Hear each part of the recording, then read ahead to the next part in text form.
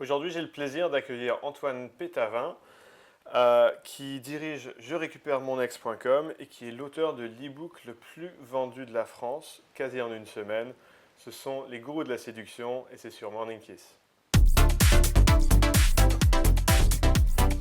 Alors Antoine, bienvenue. Salut Alex. Tu as importé en 2004, ça remonte. Ça fait plus de 10 ans. En Ouais. 2004, tu as importé le speed dating en France. Mmh. Donc, tu es un peu un vieux de la vieille de la séduction. Un dinosaure à mon âge, c'est vrai, exact. Tu as organisé des after-work où les gens se rencontraient Mmh. sur les Champs-Élysées pendant 7 ans. En 2007, tu as écrit et publié chez Albin Michel quasi en une semaine. C'était le best-seller chez Albin Michel en 2009. Mmh. Et ça détient, jusqu'à preuve du contraire, le record de l'e-book le plus vendu, non seulement en séduction, Mais en France, mais tout ouais, court, exact. en France. Donc c'est quand même un truc de folie. Tu as suivi ça de près en 2008 par la création de Je récupère mon ex.com. Et de ce que je comprends, tu es arrivé là-dedans parce que tu étais un peu un jeune dragueur au début, quand on remonte suffisamment loin dans le temps. Après, tu t'es intéressé par ton évolution de vie au couple, à la dynamique de couple. Et c'est ça qui t'a amené à créer JRME C'est ça, pour les intimes. Je récupère mon ex.com. Tu peux m'en dire un peu plus sur ces découvertes de dynamique de couple qui t'ont inspiré à te mettre dans Je récupère mon ex.com? J'ai un schéma de séducteur qui est assez classique finalement. Je suis de formation ingénieur, complètement introverti, etc., timide. Ça sonne tellement comme toutes ces histoires qu'on entend toujours. Et c'est pourtant tellement vrai, quoi. La mienne en premier, tu sais que je suis ingénieur aussi de formation, je suis ex-timide aussi. C'est marrant parce que je ne savais pas ça de toi et la façon dont tu parles aujourd'hui, j'aurais jamais deviné que tu étais un ex-timide. Ouais. J'étais même bègue quand j'étais plus jeune. Et dans certaines situations, je le récupère. Tiens, là tu vois, j'en parle, je le redeviens un petit peu. Mais là, c'est rien, c'est pas handicapant. Là aujourd'hui, je peux bégayer un peu, ça va, ça passe. Ouais. Mais non, j'ai vraiment ça. Et je voulais. Et un jour, en fait, j'ai été énervé. On donne souvent cette image d'une espèce de prison de verre. On est coincé dans une espèce de timidité, dans quelque chose qui ne nous plaît pas. C'est une prison de verre. On a envie d'en sortir, quoi. Et un jour, je me suis dit, aujourd'hui, c'est fini. Je ne serai plus jamais là-dedans. Par n'importe quel moyen au monde, je vais trouver. J'avais un peu plus de 20 ans. Je me suis dit, c'est fini. Ouais. J'étais à la Fnac, j'ai acheté à l'époque. Et aujourd'hui, tu as 40. J'ai 39. 39. Donc c'était il y a 20 ans. Okay. Et donc je me suis dit c'est fini, j'étais à la Fnac, j'ai acheté tous les bouquins que j'ai trouvés sur le sujet parce qu'à l'époque on n'achetait pas des e-books mais des livres, comme aujourd'hui d'ailleurs encore au passage. Ça existe encore. Donc je suis passé à la caisse avec tous les livres, ça allait de comment se faire des amis jusqu'à comment plaire aux gens, comment plaire aux femmes, c'était pas trop à l'époque dans les sujets qui se vendaient trop, mais en tout cas c'était voilà, comment socialement faire progresser le truc. Et ça a été des découvertes et tout le long, je lisais, je disais « Ah oui, c'est vrai, en effet, ah oui, c'est vrai ». Mais chaque fois, je me retrouvais dans des situations. Et je pense que, notamment dans mon cas, la timidité a été induite par le fait qu'on ne m'avait jamais appris dans mon groupe social, dans ma famille, parmi mes proches. J'ai jamais eu d'amis, quand j'étais petit, qui m'ont dit « Voilà, parle aux gens comme ci, parle aux gens comme ça ». Ne serait-ce que d'avoir un modèle, j'avais jamais eu ça. Ouais. Et du coup, je me retrouvais en fait coincé et bloqué et rouge face à une femme quand je lui parlais parce que juste, je ne savais pas. Je ne savais pas quoi lui dire. Et on m'avait très longtemps dit, voilà, on disait à mes parents, votre enfant est timide, comme si c'était dans la génétique. On est timide par génétique. Tu as eu l'étiquette. L'étiquette, vous êtes timide. Mais t'inquiète pas, c'est normal, c'est votre génétique d'être comme ça. Tu es timide, c'est l'essence de toi qui est timide. Ouais. Et tu découvres qu'en fait, après ça, non. Je suis intrigué. Tu as acheté cette pile de livres. Comment tu as fait pour mettre en pratique? Parce que beaucoup de personnes, j'ai l'impression, achètent un bouquin, ils vont le lire un peu, mais finalement, ils ne vont pas appliquer. Toi, tu as appliqué, tu as changé ta vie là-dessus. J'ai mis en pratique directement quasiment. Il y a une bonne stratégie quand on est timide, c'est d'aller se prendre 100 râteaux dans la rue, je pense. Et ça marche pour tout le monde. Hein. On se prend 100 râteaux dans la rue, on y va, on drague tout le monde, on essaye. Les stratégies que je te donne aussi, c'est aller demander des mouchoirs, aller demander l'heure, aller juste se bouger, créer de l'interaction. Après ça peut aussi être par des choses toutes simples, comme par exemple parler à sa boulangère, oser créer plus d'interactions. Et de se rendre compte que même si on échoue, on n'est pas mort derrière, et puis finalement ça ne change rien, ça ne changera en rien notre valeur. Avant, pour moi, me prendre un râteau, c'était le signe que j'étais nul. Tu vois le truc, ça paraît fou aujourd'hui. Hein. Ça me parle, parce que j'avais la même timidité ciblée envers surtout les femmes, et au début, j'étais tellement pétrifié que je ne pouvais pas faire autre chose que juste aller demander l'heure. Et déjà ça me paraissait intimidant. Ça me parle, ouais. Ah, tu partais de loin quand même. Moi, l'heure, ça va, j'y arrivais à peu près, quoi. Mais... je me reconnais un peu dans ce que tu dis. Et, et je me souviens dans une soirée, je me disais, il y avait une fille qui me plaisait, je lui plaisais apparemment aussi, mais j'y allais pas en me disant, si jamais j'y vais et qu'elle me refuse pour une raison ou pour une autre, ça voudrait dire que je ne vaux rien et ma soirée sera foutue et je vais en faire des cauchemars la nuit, quoi. Et du coup, j'y allais pas. Alors que, une fille te rejette, pourquoi elle te rejette? Parce que c'est pas le bon moment, parce qu'elle a un mec, parce que j'en sais rien, elle veut danser avec ses copines, enfin, c'est pas forcément parce que t'es nul. C'est ça, elle te rejette pas toi, parce que toi, elle te connaît pas. Elle rejette au pire ton approche.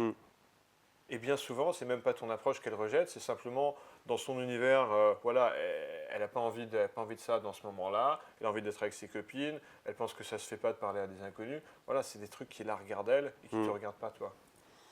Et toutes ces découvertes de tous ces bouquins, en fait, dedans, j'ai retrouvé des patterns, des machins qui étaient équivalents. Et quand je voyais après ça, au final, j'ai évolué dans cette histoire. Donc, je partais avec beaucoup de retard. Mes copains étaient là, je suis parti avec du retard. J'ai évolué dedans. À un moment donné, et on s'en rend compte, en fait, c'est marrant, on s'en rend pas compte au fur et à mesure. On s'en rend compte un jour en soirée.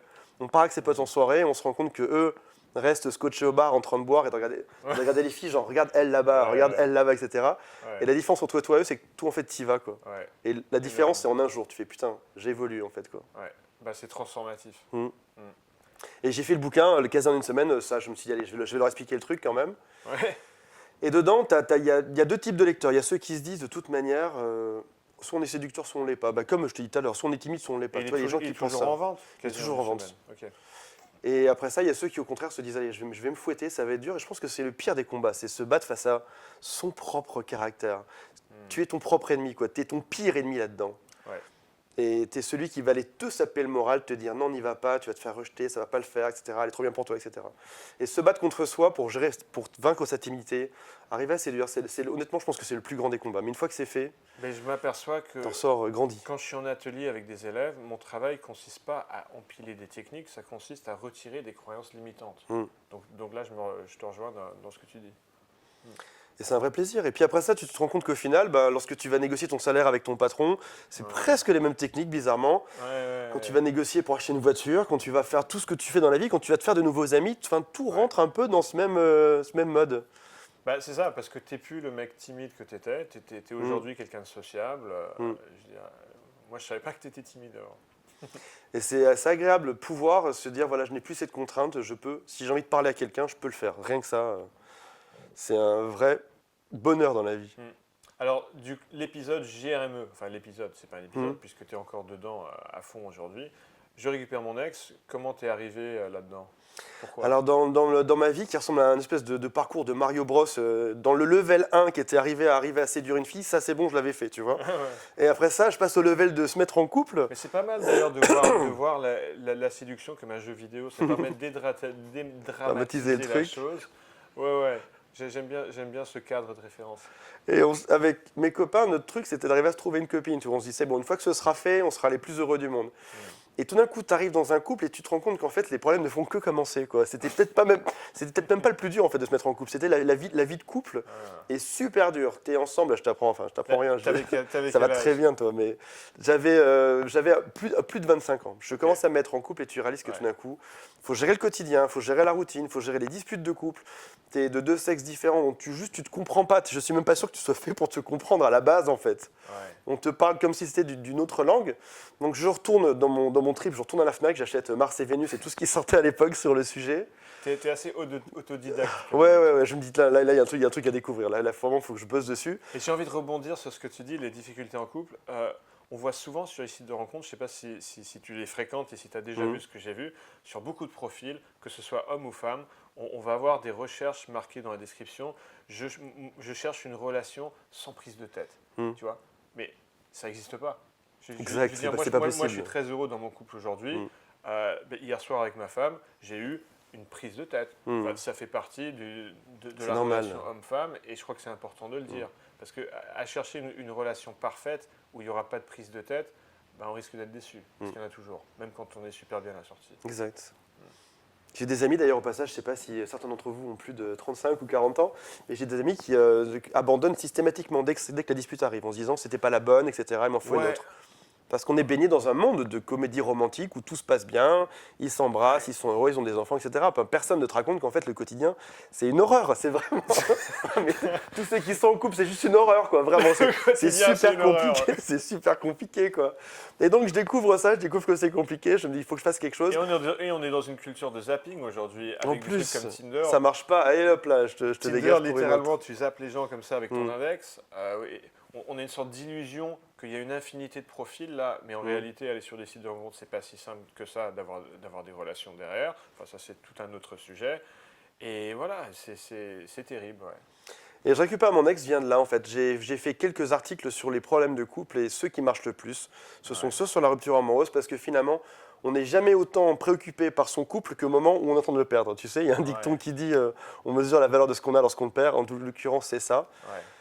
Le nom du site, je récupère mon ex, il y a quelque chose qui pointe vers soi-même. Je vais le faire, j'avance, je récupère mon ex. Donc il y a une motivation derrière ça. Au final, le site a deux objectifs. Et la promesse d'un résultat. La promesse d'un résultat. C'est pas j'essaye de récupérer mon ex, je récupère mon ex. C'est ça, la reprise de contrôle sur sa vie. Là, à un moment donné où on se sent complètement injecté de tout, on a l'impression que le monde s'écroule sous nous. Et on travaille sur deux axes. Le premier, c'est se remettre de sa rupture amoureuse.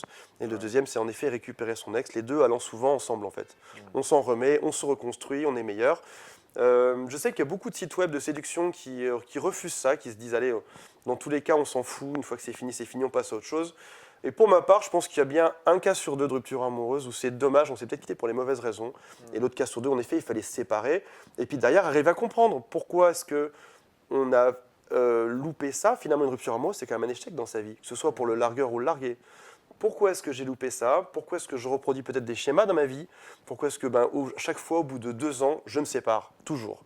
Ou pourquoi est-ce qu'on me reproche toujours les mêmes choses? Et le but du site, c'est ça, arriver à comprendre, faire cette introspection, s'améliorer, et puis soit on récupère, c'est une bonne chose, soit on ne récupère pas, et on s'améliore. Dans tous les cas, on s'améliore, on va de l'avant. Et c'est un site bisounours, je pense que s'il y a des lecteurs, des clients qui sont ici, c'est un site où tout le monde est content. Ouais. La plupart des formations sont satisfaites ou remboursées, tout le monde est content, ça se passe bien et ça avance. C'est des gens qu'on suit des fois pendant des années pour essayer de comprendre, ça progresse dans leur vie sentimentale, et on les suit pour que ça se passe et que ça aille mieux. Top. Je voulais rebondir sur le point que tu soulevais. Je ne sais plus comment tu l'as formulé. Tu as dit que beaucoup de sites sur la séduction refusent cette idée de récupérer. Et disent on zappe et on passe à la suite. Effectivement, ce que j'ai tendance à enseigner sur Morning Kiss, c'est de construire sa vie pour être dans une sorte d'abondance, de choix, ce qui n'exclut pas de récupérer son ex d'ailleurs, parce que je ne voudrais pas que ça aille dans une culture de zapping, de chercher une sorte d'utopie, une sorte je pense exactement comme toi. Faites-vous des choix.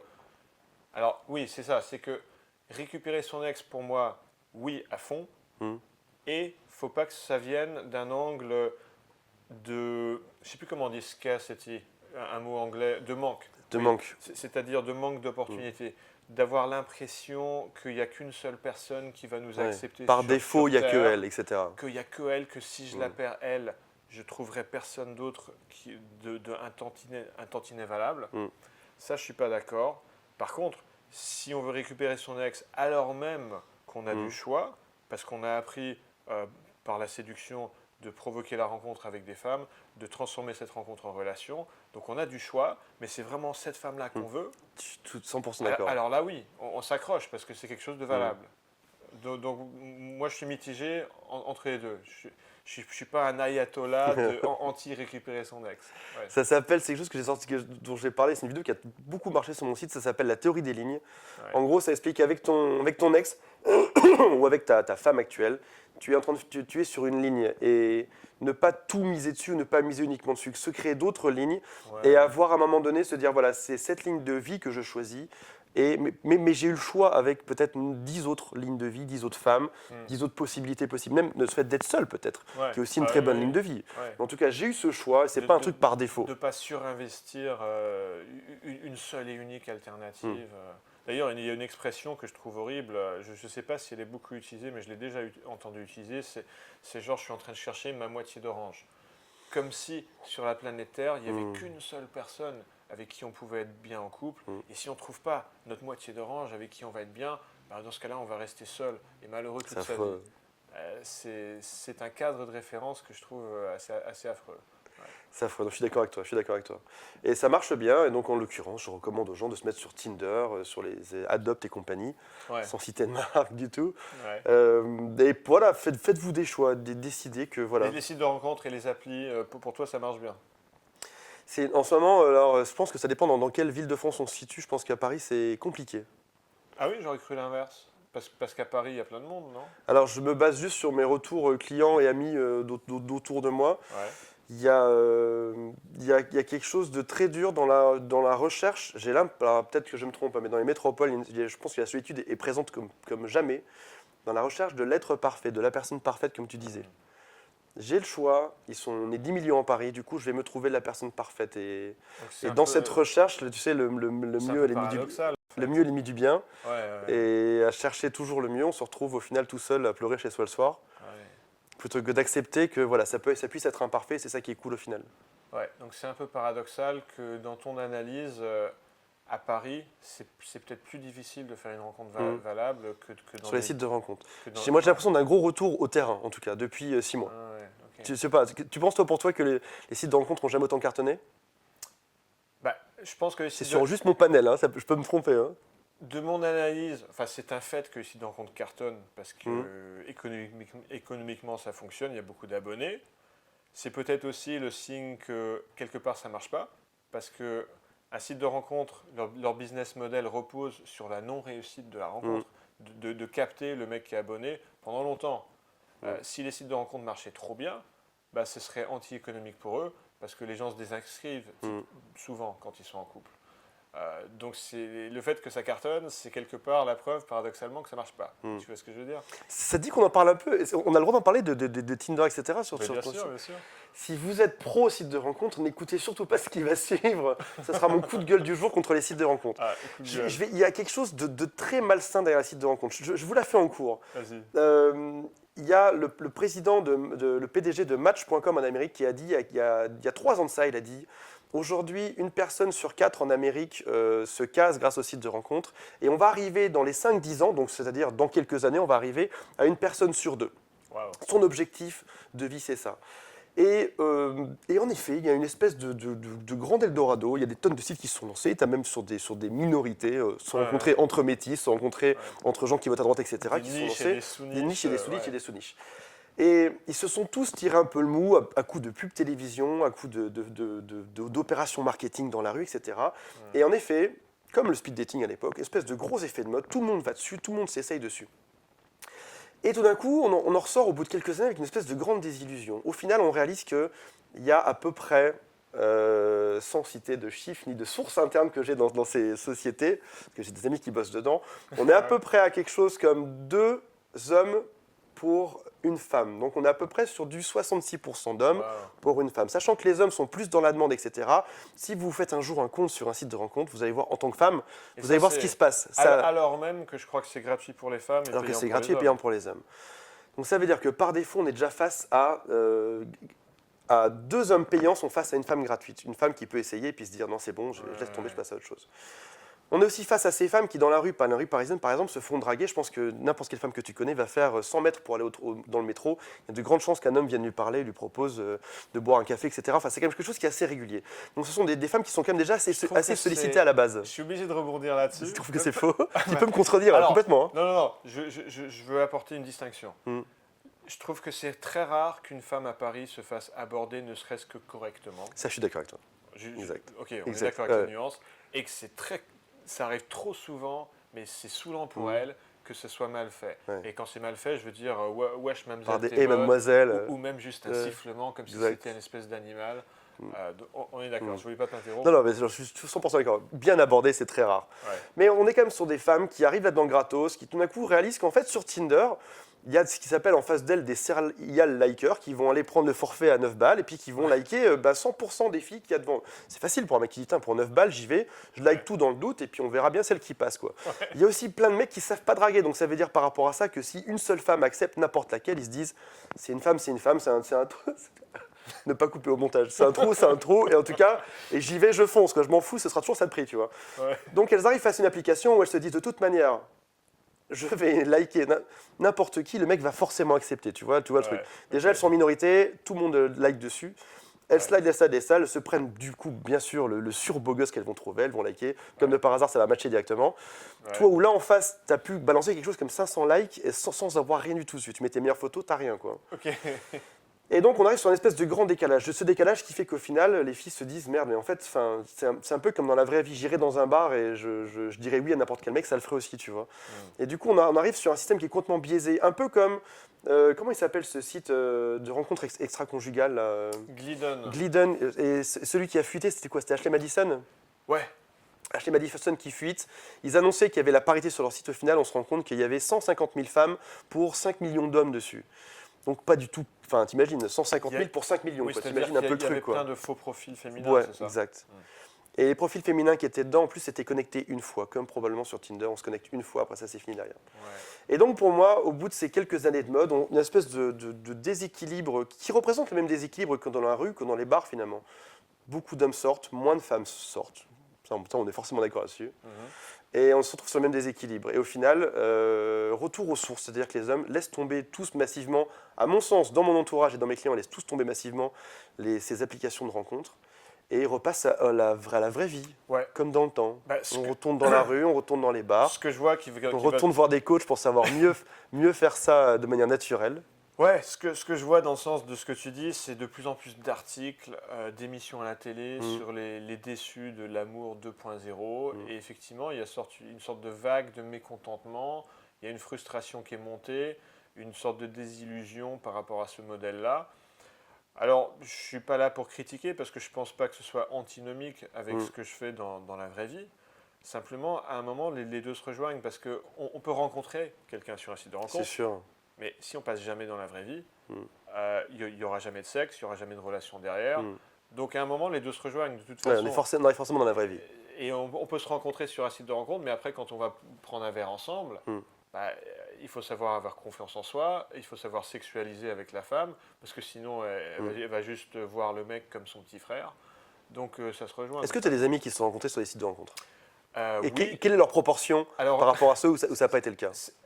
J'ai pas fait de statistiques, donc je pourrais pas en parler de manière statistiquement valable. Ce que je peux dire, c'est que j'ai un ami qui est dans une relation sérieuse avec une femme top, qui, cette relation-là et sa relation d'avant, c'était sur un site de rencontre. Je crois que c'était, non, je sais plus si c'était Adopt ou Mythique, mais peu importe. Ce qu'il y a d'intéressant, c'est qu'il est plutôt beau mec. Il fait 1m90, il est brun. Donc c'est le genre de profil qui va bien marcher sur un site de rencontre. Parce que beaucoup de femmes, comme il n'y a pas tout le non-verbal, il y a juste une photo, l'image. un petit texte Exactement. et des critères comme la taille, elle va bouger, elle va remplir elle va bouger le slider de la taille pour spécifier qu'elle veut des mecs de plus d'1m80. Elle va regarder des photos, elle va se dire, peut-être qu'elle aura l'a priori sociétal qu'elle veut un grand brun ténébreux, quelque chose comme ça. Donc les bruns, elle va cocher la case brun, elle va cocher plus d'1m80, elle va chercher plutôt une belle photo, et donc elle va tomber sur mon pote. Mon pote, il marche super sur le site de rencontre. Mais voilà, mon pote, c'est mon pote, et c'est pas le cas de tout le monde.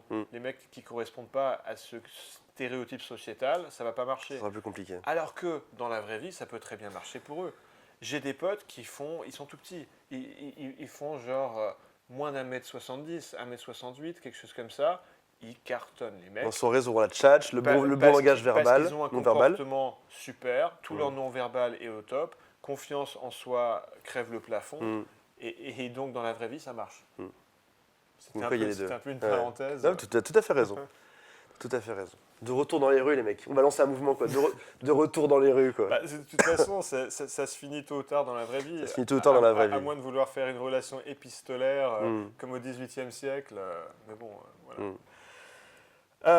Alors, pour changer complètement de sujet, quelles sont pour toi, Antoine, aujourd'hui les difficultés principales pour les hommes dans les rencontres? La timidité, Ou en couple, si tu te sens plus concerné par le sujet du couple. Ouais, on va faire les deux si tu veux. Le premier problème dans les rencontres, c'est clairement la timidité, la peur du rejet. Ouais, c'est courant. Ça. De manière gigantesque, on arrive de plus en plus dans des bars ou dans des endroits où Les hommes sont installés entre eux, les femmes entre elles, et l'interaction est compliquée. Alors des fois, sur la piste de danse, ça va un peu se bousculer, rigoler, trinquer dans les verres. Mais au-delà de ça, tu as raison, il y a très peu de bons dragueurs au final. C'est ce qui laisse une chance aujourd'hui à tous ceux qui veulent apprendre, qui veulent encore, dans les bars, ceux qui se vont faire se bousculer suivre. sur la piste de danse, ils ont peut-être déjà bu 2-3 verres. En plus, pour se donner confiance. Pour justement que la timidité descende un peu. Et la timidité est très très compliquée. Arriver à rester soi-même, c'est super super compliqué. Et c'est ce qui laisse une chance à tous ceux qui apprennent à draguer au passage. Alors là, pour le coup, pour tous les déçus de la séduction et de l'amour, apprends à séduire, t'as un boulevard devant toi qui est gigantesque. Il y a un peu un grand boulevard. Ouais. Enfin, honnêtement, je veux me recaser, je ne vous raconte pas ma vie perso, mais je vais me recaser demain, je vais dans la rue, dans un bar, je sais que ça va le faire. Quoi. Je sais qu'il y aurait peu de concurrents dans l'endroit. Versus Tinder, je sais que je suis face à des hordes et des armées de mecs. Ouais. C'est très difficile de se différencier sur un site de rencontre ou sur une appli de rencontre, alors que dans la vraie vie, dans la rue, dans les bars, putain, c'est très facile de se différencier parce que très peu d'hommes arrivent à vaincre cette timidité, alors que c'est quelque chose qu'on peut apprendre à faire. Ouais. Ça n'a rien du tout de. Je me la raconte pas qu'on se mette d'accord. Je réalise que c'est super prétentieux. Je dis juste un truc, c'est que si tu as les compétences de base, même le début de la compétence de séduction, tu as réellement un boulevard qui s'ouvre à toi, sans être un pro ou quoi, tu vois. Tu as un truc gigantesque qui t'arrive et qui est grisant même en fait, c'est de reprendre le contrôle là-dessus. Mais c'est pas du tout prétentieux, Antoine, parce que c'est ce que je constate en atelier. C'est souvent des hommes qui sont débutants en atelier. Or, même un débutant, quand je l'emmène en soirée ou dans un bar, il va se différencier très rapidement. Avec quelques méthodes, il va pouvoir se différencier parce que la plupart des hommes vont rester entre eux, entre leurs potes, vont rester au bar en tenant leur verre comme ça, un peu comme une sorte de bouclier. C'est ça. Ouais, non, je suis carrément d'accord. Ouais, tu as fait raison. Et après ça, l'obstacle le plus dur en couple, c'est. Ça rejoint un peu ce que tu as dit tout à l'heure, c'est une relation sans souci, sans problème. On a malheureusement tendance. Il y a des grosses erreurs des gens en couple qui sont faites. On a souvent tendance à penser que le fait d'être dans la même salle, dans la même pièce avec quelqu'un, suffit à dire qu'on est en couple. On rentre le soir, on se parle pas trop, on regarde la télé, on se fait un plateau repas. Et pour beaucoup d'hommes et femmes au passage, peut-être plutôt les hommes quand même, sans nous jeter la pierre, mais le fait d'arriver dans la maison le soir, dans l'appartement, on se dit c'est bon, on est en couple, ça suffit. Quoi. Alors qu'au final, on oublie qu'être en couple, c'est des efforts permanents, que ça fasse une semaine, ou que ça fasse un an, que ça fasse 10 ans, il y a toujours un besoin de renouveau, de faire des efforts dedans. Et ça, on a tendance trop souvent à l'oublier. Et puis après ça, on a aussi malheureusement, et ça je le sais, c'est mon cas aussi, on a souvent tendance à reprocher des choses à l'autre qu'on a nous-mêmes induites. Je ne sais pas si je suis clair, en gros... on s'en rend compte au fait lorsqu'on répète les couples et qu'on a toujours les mêmes soucis, en fait, qu'on arrive toujours dans la même situation. On réalise que ça vient de nous-mêmes. Comme par hasard. Ouais, comme de par hasard. Et on se dit, tiens, c'est bizarre, ça fait déjà 3 fois en un an qu'on me reproche la même chose ou qu'on arrive sur les mêmes débats, tu vois. Et là, de toute façon, le plus simple dans un couple, c'est de se dire, il y a un problème, c'est l'autre. Enfin, c'est obligatoire. On se connaît soi-même, on se dit, ça peut juste pas être moi, c'est pas possible. Donc c'est forcément l'autre. On n'est que deux dans la pièce, tu vois. Et l'autre devient le punching ball à ça. Donc du coup, on s'énerve après lui, enfin, au sens psychologique, hein. On tape pas dessus. Mais on se dit... Tu fais bien de le préciser en cas de malentendu. Exact. Pas de violence. Et du coup, l'autre prend tout. Donc lorsqu'on est en colère, on se dit c'est la faute de l'autre. Quand on n'est pas en forme, on se dit c'est la faute de l'autre. Quand il y a n'importe quel type de problème ou de conflit, on se dit c'est la faute de l'autre. Et on se dit si seulement il pouvait reprendre la raison et penser comme moi un peu plus. Alors qu'au final, c'est peut-être des situations qu'on a simplement induites. On a peut-être induit de l'insécurité chez l'autre. On n'a peut-être pas été très supportif. On n'a pas été très dans le support récemment. Et c'est ce qui fait qu'on induit ce genre de problème. Donc, se dire que voilà, un couple, ça se fait à deux. Le détruire, ça se fait complètement à deux aussi, au passage. Hein. Enfin, on a tous les deux notre part de responsabilité dedans. On est tout à fait d'accord. Et il y a une expression que je trouve résume bien les choses dans voilà, cet élan accusateur qu'on peut parfois avoir envers l'autre. C'est le tu. C'est-à-dire, au lieu de dire t'as fait ci, t'as fait ça, c'est-à-dire tu, ce qui a tendance à tuer la relation, de rephraser les choses en exprimant son ressenti. C'est-à-dire, au lieu de dire tu me délaisses, de dire je me sens délaissé. Tu vois ? Et là, la perception, elle est vastement différente. Parce que tu es en train non pas d'accuser l'autre en disant tu m'as délaissé, mais en disant je me sens délaissé. Et donc tu donnes l'opportunité à l'autre de venir vers toi. Et de plus en plus, avec le temps, c'est ce que je découvre sur le site, en voyant des gens en coaching, ou sur le forum, ou dans les articles, ou dans tout ce que je vois dessus, c'est qu'il n'y a pas une seule façon unique d'être en couple. On a tous nos manières d'être dans son couple. On a tous une manière à inventer. Je veux être dans un couple de telle manière. J'ai tel type de besoin, comme tu as dit tout à l'heure. J'aimerais être comme ça. L'autre aussi a une certaine envie. Donc après ça, il faut arriver à former à deux un couple qui va vous correspondre tous les deux, sans pour autant se baser sur des modèles existants comme ceux qu'on voit à la télévision, comme ceux qu'on voit dans nos amis. Il y a une grosse source de frustration, c'est il y a une photo qui est très belle là-dessus, on voit des espèces de marches, on est au milieu, et on voit les couples en haut, on se dit tiens j'aimerais bien être comme ce couple en haut, quoi. Alors qu'en fait on n'en voit que la vision sociale de ce couple, on les voit en soirée, on voit comme ils rigolent ensemble, etc. Mais tous les couples s'engueulent. Ou le profil Facebook aussi. Ou le profil Facebook, ouais, je t'aime mon chéri, etc. Exact, et alors qu'on s'engueule aussi, comme tu l'as dit tout à l'heure, enfin, voilà, c'est juste normal, quoi. Je suis passé, mais j'ai des voisins, c'est des modèles pour moi. Ils sont toujours, ils s'appellent Amore, ils se parlent en italien. Amore, comment ça va, qu'est-ce que tu fais, viens là, etc. Viens, je te fais à manger. Ouais. Et je passe devant chez eux il y a quelques jours et je les entends se hurler dessus et s'envoyer des choses dans la figure par la porte. Et après ça, et je les recroise après ça, quelques heures après dans la rue, et grand sourire, le bras dessus, bras dessous, etc. Enfin voilà, on a tous ça. Donc plutôt que de s'imaginer, se dire, voilà, je veux être dans un couple idéal qui sera comme ci et comme ça, parce que mes parents l'étaient, alors qu'on ne le sait pas, nos parents, comment ils étaient entre eux. Peut-être qu'ils nous l'ont caché aussi. Parce que mes amis sont comme ça, parce qu'à la télévision, je vois ci et je vois ça, c'est complètement faux. Et c'est, enfin, voilà, créez votre couple, engueulez-vous et faites que ça bouge. Et n'essayez juste pas.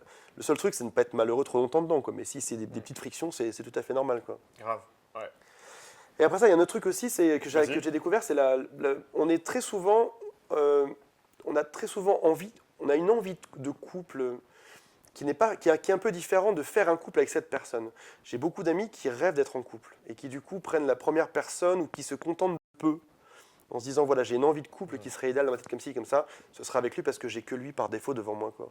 Oui, et d'ailleurs c'est marrant, ça m'a toujours intrigué que bien souvent les gens se marient à l'âge où il faut se marier. Il faut se marier, font des enfants au moment où il faut. Tiens, c'est marrant. Comme par hasard, les gens trouvent pile la bonne personne à l'âge de se marier. Et je trouve ça un peu suspicieux. Je suis d'accord avec toi. Tu vois ce que je veux dire? Et on est baigné là-dedans depuis longtemps. Socialement, on nous pousse à nous mettre ensemble, à faire des enfants, la télévision, les magazines féminins. Ouais. Après ça, je te passe sur le fait que l'horloge biologique chez les femmes fait aussi que ça va cadrer dans quelque chose dans le temps. Là, ouais. Tout mène à ça, quoi. Alors qu'au final, pour être heureux, ben voilà, savoir qui on est soi-même, de quoi on a envie, et puis surtout se trouver la bonne personne parmi X qui va nous plaire vraiment, sans que ce soit un choix imposé. Oui, d'avoir un choix unique. D'avoir un choix, absolument. Peut-être on va parler psychologie féminine. Et en particulier, Antoine, peut-être tu peux nous donner des éclairages sur ce que souvent les hommes comprennent de travers sur la psychologie féminine. Alors, déjà, on ne parle pas trop le même langage. Mars et Vénus, il y a qui date de 96, on parlait déjà. Le best-seller de John Gray, je crois qu'il s'appelle. Il avait commencé à en parler en expliquant qu'on est de deux planètes différentes. On a des façons de faire différentes. Oui, d'où ma question. Ouais. Et partant de là, il est très compliqué d'arriver à comprendre l'autre. Je ne sais même pas par où prendre ce sujet, tellement qu'il est vaste, en fait. On est vraiment ultra différents dans notre manière d'être. J'ai parlé ce matin dans une vidéo sur mon site des gens qui sont, la plupart, dans beaucoup de cas, on ne va pas faire des généralités, on ne va pas mettre des gens dans des cases. Les gens sont soit spécifiques, soit globaux. Source d'incompréhension. Je vous donne juste un exemple. Okay, on ne va pas faire disserter pendant 10 ans dessus. On pourrait disserter pendant des heures. On ne va pas faire des généralités, mais les gens sont soit comme ça, soit comme ça. J'adore. Exactement. C'est exactement ça. Allez. Donc on ne va surtout pas le faire. Donc voilà, il y a deux types de gens sur Terre. Les gens sont en général soit spécifiques, soit globaux. Par exemple, lorsque tu vas rentrer le soir et tu te dis un test très bon pour le savoir, si ta femme est spécifique ou globale, tu lui dis comment s'est passée ta journée. Ta femme risque, si elle est spécifique, de te dire, voilà, ce matin je suis arrivé, mon chef était un peu fâché parce que ci, parce que ça, et après ça j'ai vu Josiane, après ça j'étais mangé avec Eric, après ça j'étais pas très bien l'après-midi, et il s'est passé ci, il s'est passé ça. Donc là on est sur quelqu'un qui est très spécifique. Ouais. Une personne globale, tu vas lui poser la question, comment s'est passée ta journée? Il va te dire, ben j'ai bossé jusqu'à 19h, et puis j'ai été faire les courses, et puis je suis revenu, tu vois, point. Ouais. Et une grande source d'incompréhension dans le couple, c'est lorsqu'on aura par exemple un homme global face à une femme spécifique. Elle va te raconter sa vie pendant des heures, tu n'en auras rien à faire, c'est même limite irritant à la fin. Et tu auras même envie de dire, ok, donc... Je reconnais ma femme dans ce que tu dis, et ça m'irrite grave. Et tu as juste envie de dire, bon, donc pour résumer, ça s'est bien passé au travail, c'est ça qui s'est passé. C'est tout à fait ça. Et à l'inverse... Ma mère aussi. Ouais. Exact. Et à l'inverse, une femme spécifique ou une personne spécifique trouvera louche ou suspicieux que tu dises juste j'ai travaillé jusqu'à 19h et j'ai fait les courses. Parce qu'elle aura l'impression que tu lui caches des choses. Et grosse source d'incompréhension par rapport à ça. Et du coup, faire attention des fois à se mettre au niveau de l'autre. Parce que ce sera toujours plus simple que ce que l'autre se mette à son niveau. Donc, se mettre au niveau de l'autre. Et donc lui dire, et donc par exemple, lorsqu'elle te dit quelle était ta journée, tu dis, tu peux faire comme elle. Tu dis donc, premièrement, j'ai fait ci, j'ai fait ça. Ensuite, j'ai fait ça et j'ai fait ça. Pour terminer, j'ai fait ça et j'ai fait ça. Et tu rajoutes des sentiments. Je me suis senti comme ça et comme ça. Et puis, machin, etc., etc. Et être un peu plus patient quand l'autre est spécifique. Tu sais que grâce à toi, je crois que je vais plus m'engueuler avec ma femme. Non, ça me paraît un très bon conseil et je vais tester avec ma femme. Ouais. Bah écoute, tu verras que ça marche. J'avais jamais vu ça comme ça, ouais. Et en t'entendant le dire, ça sonne juste. Ouais. Donc voilà, ces petits conseils sur les incompréhensions hommes-femmes, entre autres. Et tu veux dire que les femmes ont, alors sans faire de généralité, attention, ont souvent tendance à être plus spécifiques que générales? Souvent, oui. Ouais, c'est ça. Bon, si vous êtes dans une soirée, c'est un excellent sujet de soirée au passage. Ouais. Pas toujours, mais souvent. Si vous êtes en soirée, j'ai des copains au passage qui sont très spécifiques aussi. Alors oui, l'excellent sujet. Tu en soirée, tu parles de ça, tu dis à ce qui paraît, il y a deux, voilà, exactement, relation homme-femme. Ah bah oui, je dis souvent à mes élèves en atelier de diriger rapidement la conversation vers la séduction, les relations hommes-femmes, parce que ça fascine tout le monde, et les femmes peut-être encore plus que nous les hommes. Oui. C'est des sujets qui sont d'une richesse infinie, avec des tiroirs dans les tiroirs. Ouais. Et je le fais en soirée, ça marche très bien. Vous êtes un groupe d'amis, il y a un groupe de femmes à côté. Oh, excuse-moi, au fait, donc tu tapes à l'épaule d'une demoiselle. Voilà, écoute, on a un petit souci avec mes amis, on n'est pas trop d'accord. À ce qui paraît, les hommes sont plutôt globaux, les femmes plutôt spécifiques. En gros, les femmes racontent beaucoup de détails sur leur vie, alors que les hommes préfèrent résumer en quelques phrases. Qu'est-ce que vous en pensez? Là, on fait un sondage, on ne sait pas trop. Qu'est-ce que vous en pensez, vous? Absolument, ouais. Et tu les intègres, tu vois que directement... On aura rarement un refus sur une question comme ça, c'est clair. Et d'ailleurs, ce que j'ai adoré, je ne sais pas si les spectateurs ont relevé, ta suggestion d'aller faire tap-tap sur l'épaule, moi j'adore ça. Ça marche bien, bizarrement. J'adore. Et les gens ne pensent pas à le faire, puisque ça sous-communique, c'est une grande confiance en soi. C'est-à-dire, non mais franchement, tu fais intrusion dans leur réalité, c'est-à-dire beaucoup de mecs timides vont attendre à côté et vont attendre que la conversation cesse dans laquelle cette femme elle est avec ses potes. Or, tu peux très bien rentrer pendant qu'elle est en train d'avoir une conversation et tu interromps la conversation. Waouh. Tu fais tap-tap sur l'épaule, elle se retourne et c'est une ouverture physique de faire tap-tap qui est géniale, que j'utilise tout le temps. Et ouais, il y en a plein dans le genre-là où tu vas, pareil encore, tu vas, tap. Salut, vous avez l'air d'être les... On vient de faire... Ok, je recommence ma drague. On vient de faire un sondage avec mes amis, vous semblez être les deux filles les plus cool de la soirée, est-ce que vous voulez venir avec nous? Vous inquiétez pas, on est tous homosexuels. Excellent. Petit clin d'œil, elle ne sait pas trop si c'est vrai ou pas derrière. Et elle vous rejoint, ça marche aussi. Ce que j'adore là-dedans, et j'utilise aussi, je vois qu'on a tout à fait des techniques qui se recoupent. J'en vois souvent mes élèves dire je suis venu te parler parce que tu avais l'air sympathique. Et ça recoupe ce que tu viens de dire.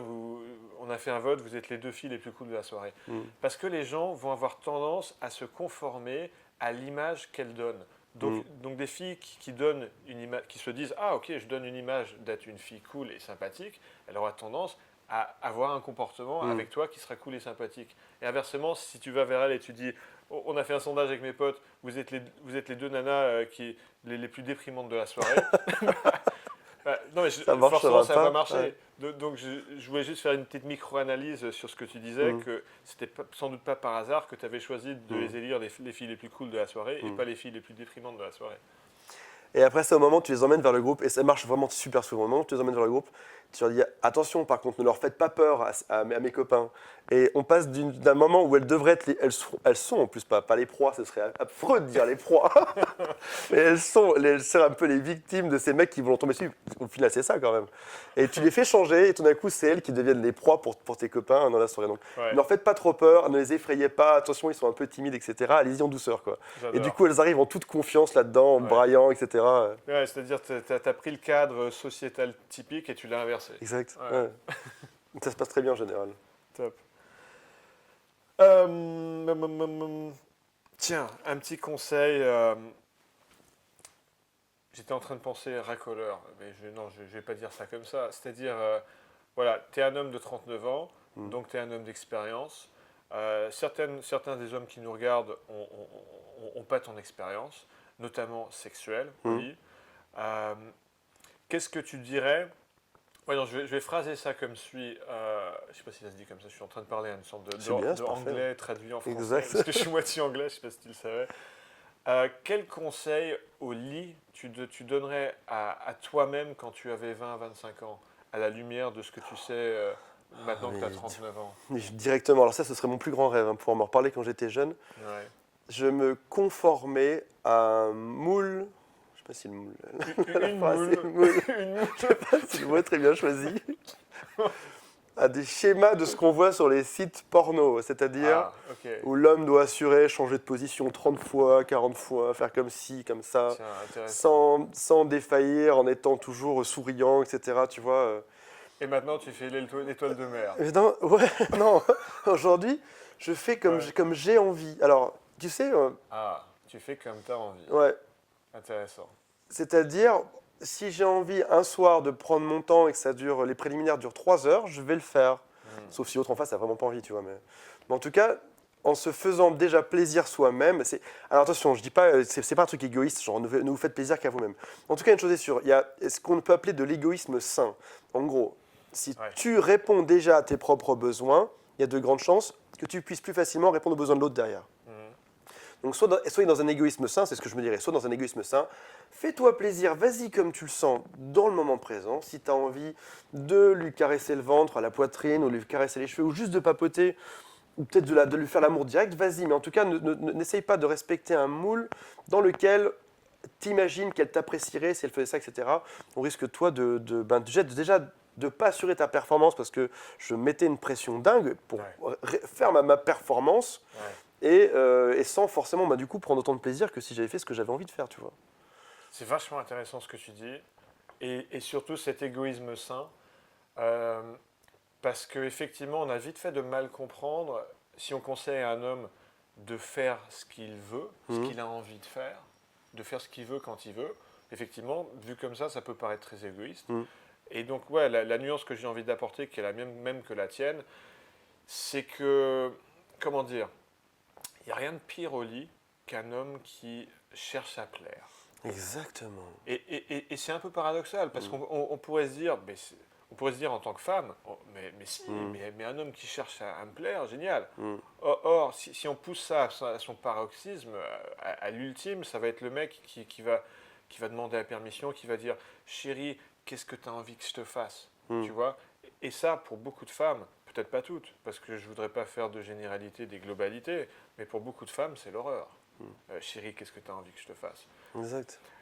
Comment ça s'est passé? Est-ce que tu as aimé? Ouais, donc bien souvent, une femme va préférer qu'un homme prenne des initiatives, et c'est-à-dire fasse ce qu'il veut, tout en étant à l'écoute de la réaction qu'il va avoir en face.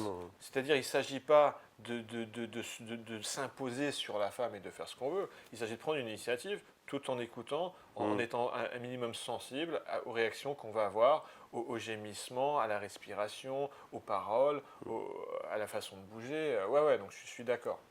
Si je pouvais me dire ça étant jeune, j'aurais plus apprécié, je pense. Ouais, ok, intéressant. Moins stressé, plus dans l'appréciation, ouais. S'il faut y revenir en arrière, j'aurais plein de conseils que je me filerais. Je te propose qu'on termine du coup sur ce sujet chaud, parce qu'on pourra, si on va sur des sujets encore plus chauds que ça, on ne pourra plus diffuser ça à un public. Exact, on ne pourra plus être sur YouTube derrière. On va être censuré par YouTube. Donc je vais juste terminer en te demandant où est-ce qu'on va pour en savoir plus sur Je récupère mon ex. Je récupère mon ex.com, il y a dessus, il y a une chaîne YouTube, il y a une vidéo par jour, il y a quelques articles par jour, il y a un gros forum qui a plus d'1 million de messages. Ok. Et puis dans tous les On cas, commence par où quand on arrive sur je récupère mon ex.com? C'est il quoi faut aller se promener dessus. De toute façon, il y a des pop-up qui vous guident vers des guides. Il y a tout qui guide Ok. vers la bonne solution. C'est un site qui est gratos à 95%, donc on peut trouver dessus tout ce qu'on veut. Super. Et puis, en principe, c'est vraiment un site bisounours. Enfin, tout le monde, quel que soit le type de rupture amoureuse, trouve ses solutions. Et c'est avancer en fait. Une rupture amoureuse peut permettre d'avancer aussi, de comprendre des choses, comprendre où on était moins bon. C'est un peu violent parfois, mais en tout cas, ça peut permettre d'avancer, de trouver ses solutions et d'en sortir meilleur. Et beaucoup de gens, j'ai beaucoup de témoignages en vidéo d'ailleurs au passage, de gens qui sont métamorphosés derrière. Ils se sont laissés aller pendant des années, ils n'étaient pas au top, et tout d'un coup, ben voilà, c'était l'électrochoc, et ils en sortent différents. Donc sur Facebook, Facebook, je récupère mon ex.com. Sinon, allez me retrouver sur Facebook, c'est Antoine Pétavin, Peytavin. Et donc ajoutez-moi, ça me fera un immense plaisir de vous avoir dans mes amis, qu'on puisse papoter ensemble. Et, Merci Antoine. c'était avec grand plaisir que tu C'était m'en super sympa sois. de discuter avec toi. On s'en refait une bientôt. Avec plaisir, je te dis à bientôt. Salut à tous. Bye bye.